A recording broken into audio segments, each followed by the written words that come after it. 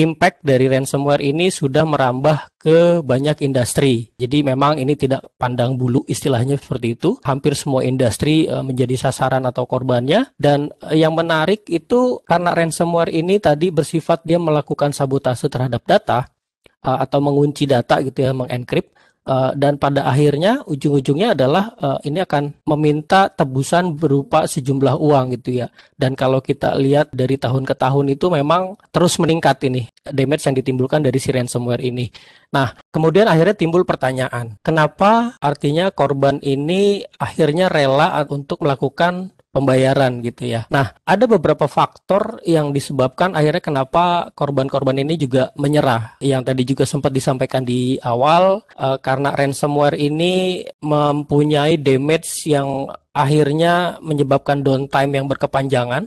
Dan memang menurut datanya Forrester pun rata-rata untuk bisa recover dari sebuah ransomware itu minimum bisa ditempuh dalam waktu sekitar 1 minggu gitu. Nah, akhirnya ini akan berdampak kepada bisnis dan ya akhirnya mereka rela untuk membayar sejumlah uang untuk supaya bisnisnya bisa kembali normal gitu ya. Nah, yang kedua, betul juga tadi yang disebutkan kenapa backup ini juga sebenarnya sebagai mitos gitu ya. Karena umumnya pada traditional backup itu kita bisa melakukan backup tapi belum tentu bisa melakukan restore data. Yang mana sebenarnya ransomware pun pada saat ini mereka mampu untuk melakukan enkripsi atau mendelete sekaligus gitu ya data dari hasil backup ini sendiri gitu. Nah, akhirnya tidak ada lagi data cadangan dan ini tidak bisa merecover. Dan akhirnya ya terpaksa balik lagi bayar untuk melakukan dekripsi itu. Dan yang terakhir memang lebih ke arah belum tersedianya atau belum adanya manajemen atau dari sisi operation ini yang mampu bisa mendeteksi sejauh mana sih kerusakan ini terjadi gitu ya. Karena begitu kena ransomware ini biasanya dia langsung menyebar kemana-mana nih gitu. Nah, inilah yang menyebabkan kenapa akhirnya korban-korban ini melakukan pembayaran gitu. Nah, berikutnya ada nggak sih sebenarnya cara untuk bisa terhindar dari ransomware? Kalau tadi juga sekilas lihat di Q&A kelihatannya udah cukup banyak juga nih yang bertanya soal itu ya. Memang pada dasarnya 4 hal yang kalau saya catat di sini. Yang pertama adalah kalau mau terhindar dari ransomware itu pastikan semua software itu up to date karena sebagian besar celah masuknya dari malware atau attack dari cyber security itu masuk dari software yang tidak terupdate gitu ya. Artinya terdapat bugs, kemudian bugs ini dieksploit, akhirnya dia bisa masuk ke dalam. Nah, kemudian yang kedua, sebisa mungkin juga ini kita mempunyai satu mekanisme yang bisa melakukan threat analysis dan cyber security. Ini juga tadi udah disampaikan sebelumnya oleh Syed bagaimana best practice dari sisi security yang perlu kita lakukan dan master system dan Cisco juga punya metodologi untuk ini supaya kita bisa melakukan assessment dan konsultasi terhadap threat dari cyber security ini. Nah, untuk nomor 3 dan 4 ini memang lebih akhirnya ke usaha terakhir ketika ini terjadi karena ransomware itu bukan bagaimana tapi kapan. Kita tidak pernah tahu itu kapan terjadi. Begitu sudah masuk, memang last resort yang harus kita tempuh adalah melakukan dengan restore data. Nah, tentunya untuk melakukan restore data ini kita perlu melakukan backup. Gitu ya, dimana secara best practices-nya sebaiknya memang backup ini dilakukan setiap hari paling nggak sekali sehari gitu ya. Dan kita juga mempunyai hasil backup yang kita kirim ini ke offsite. Jadi kurang lebih 4 hal ini yang bisa sebagai mitigasi awal untuk kita bisa terhindar dari ransomware. Dan terkait dengan solusi yang kita master system punya untuk modern data protection, sebenarnya kita juga punya beberapa pendekatan yang kenapa backup atau modern data protection ini bisa atau mampu untuk melawan ransomware gitu ya. Terutama dari sisi prevention dan begitu juga actionnya gitu. Nah, modern data protection ini yang pertama sudah memiliki feature yang kita sebut sebagai instant recovery. Di mana instant recovery ini tadi menjawab tantangan yang pertama ketika suatu korban ini bisa harus membayar gitu ya. Karena tadi lamanya downtime. Nah, dengan instant recovery ini kita mampu melakukan restorasi data ini secara cepat. Artinya pada traditional backup umumnya itu ketika kita mau melakukan restore, kalau masih zaman tape gitu ya, kita harus melakukan loading tape-nya dulu. Setelah loading, dia akan putar untuk baca datanya. Kemudian setelah terbaca ada proses dekompresi biasanya.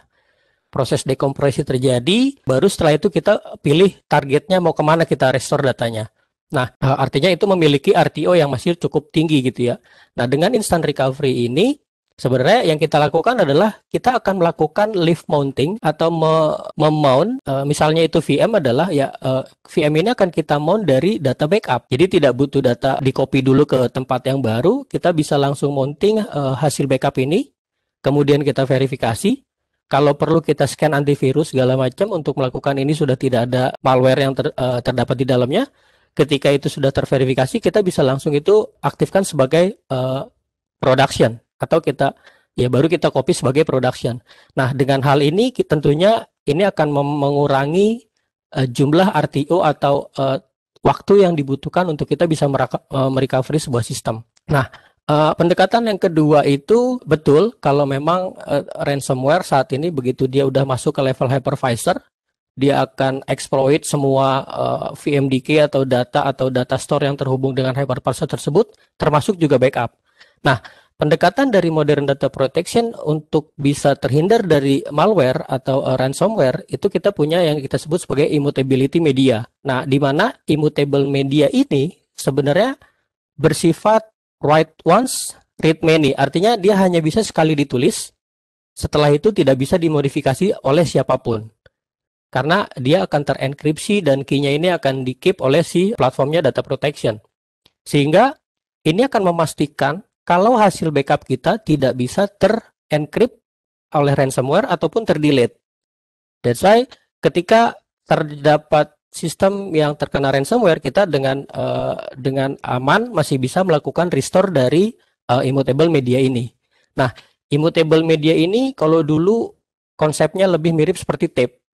Nah, yang sekarang ini bisa berupa local disk, baik itu di on-prem maupun di cloud basis.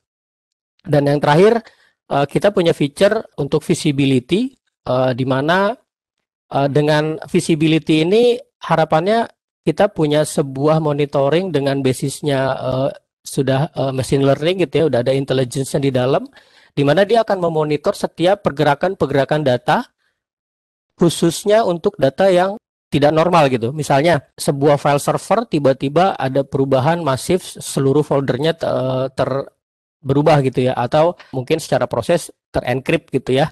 Nah, dengan visibility ini akan ada alert ke kita. Oke, ternyata file server saya ada perubahan tidak normal nih. Nah, dengan begitu kita punya visibility, IT ini akan bisa memutuskan, oke, ini kita harus ngapain? Apakah kita harus stop aksesnya? Atau ya kita servisnya kita matikan atau yang berikutnya. Nah, ini bisa juga terhubung dengan orkestrasi-orkestrasi yang ada atau sudah tersedia di perusahaan. Berikutnya adalah bagaimana solusi ini bisa bekerja gitu ya.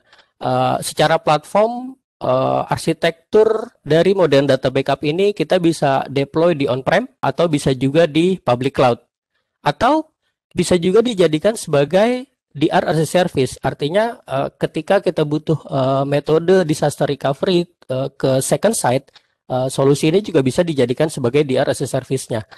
Nah, untuk platform apa saja yang disupport oleh solusi ini, itu bisa dari physical atau virtual machine, kemudian database atau aplikasi-aplikasi seperti Active Directory atau Exchange, SaaS dan juga cloud instance. Karena dia bersifat plug and play, jadi ketika kita deploy ini bisa agentless. Kalau untuk di hypervisor, dia otomatis akan melakukan discovery terhadap instance-instance yang ada, dan sudah memiliki instance RTO yang tadi, dia bisa melakukan live mount baik itu VM maupun database instance. Kemudian sudah didukung dengan immutable file system, sudah ada mesin learning based monitoringnya, dan mempunyai granular visibility.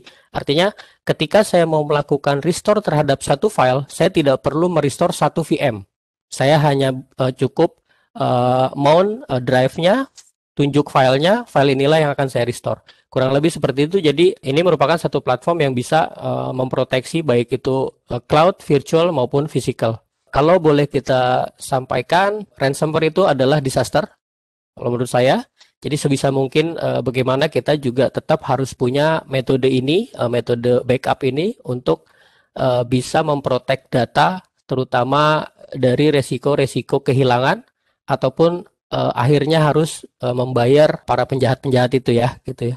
Dan yang kedua, dari modern data protection ini apa yang bisa kita provide adalah yang pertama kita punya comprehensive ransomware remediation dengan metode-metode tadi, ada instant recovery, kemudian ada visibility yang jelas dari sistem, kemudian sudah barang tentu ini lebih cepat dan lebih reliable dari secara recovery-nya. Secara infrastruktur ini juga bisa fleksibel, bisa di on-prem atau di cloud ataupun hybrid.